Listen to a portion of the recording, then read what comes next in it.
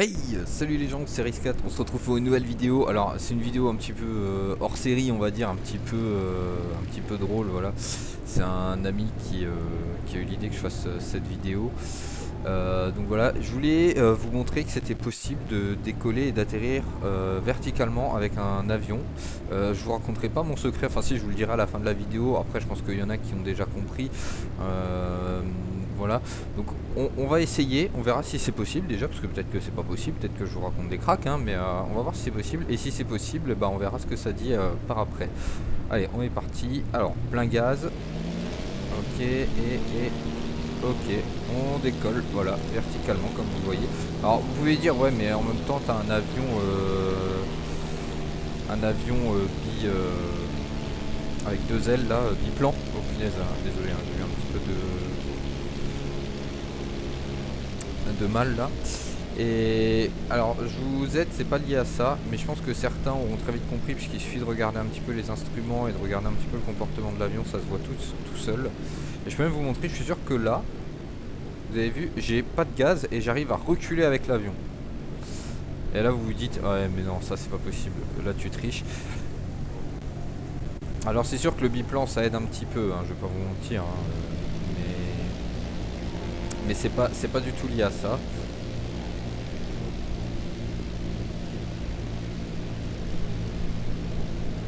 Et on peut vraiment faire ce qu'on veut, hein, c'est ça qui est marrant, hein.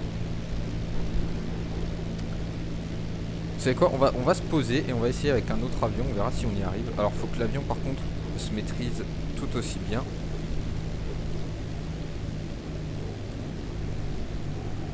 Alors comme vous le voyez, après gérer un atterrissage c'est un peu comme en hélico, c'est un petit peu la galère. Hop, et voilà, à peu de choses près, ouais. Voilà, à peu de choses près on y est. Donc, vous avez vu comme quoi, franchement, c'est possible de décoller verticalement avec un avion. Alors, c'est pas de poussée vectorielle, allez pas me chercher les trucs scientifiques, je vous connais tous là, hein. Il n'y a rien de scientifique là-dedans, c'est juste un ami là qui a vu une vidéo qui m'a demandé si c'était possible. Je lui ai dit bah oui, oui, c'est possible. Donc écoutez, on va essayer avec un autre avion. Euh, tac tac tac, il faut que je me souvienne comment on fait.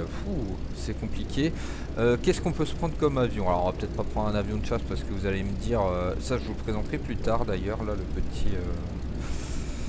le petit RV7, c'est pas mal. Vous savez quoi là? Tiens, le FK9 je vous l'ai présenté dans une autre vidéo, là c'est un petit ULM.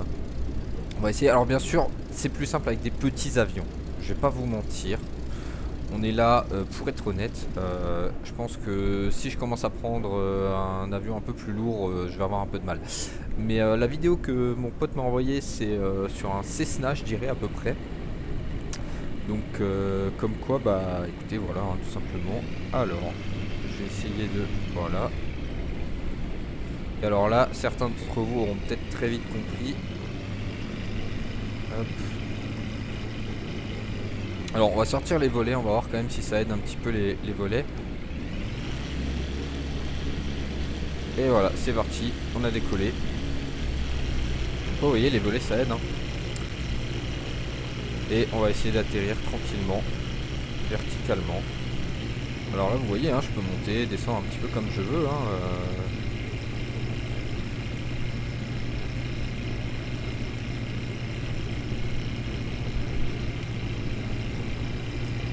Alors là c'est vrai que ouais, on avance un petit peu, c'est pas du vertical, mais bon vous voyez qu'on reste quasiment à peu près au même endroit, hein, au même niveau.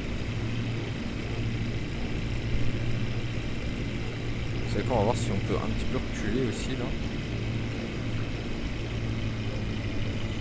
Parce que je trouve qu'on est un petit peu sorti de la piste.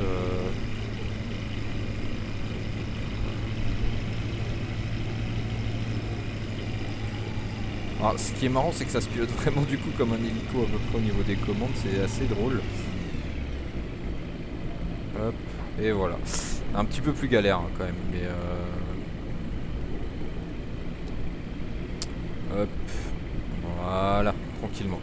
Donc vous voyez comme quoi ça peut se faire. Alors quel est le secret, vous allez me dire, parce que bon bah c'est bien, je vous ai montré ça, mais bon c'est pas... Il y a bien un secret quelque part, hein.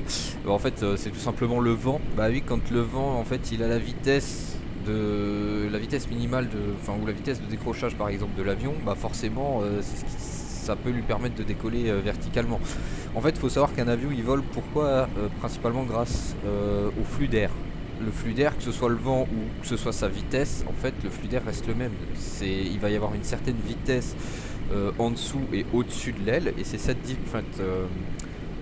vitesse qui va faire que l'avion peut voler.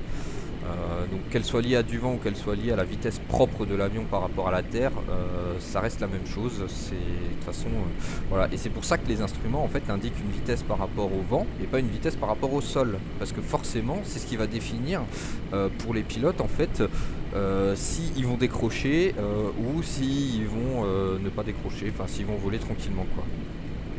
Voilà, donc c'était un petit peu le petit tips du jour. Je peux vous montrer un petit peu pour ceux qui voudraient reproduire ça parce qu'ils croient, certains d'entre vous croient que je mens.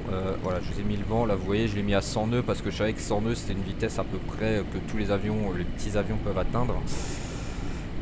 Donc je savais que c'est la vitesse à peu près à laquelle ils peuvent décoller.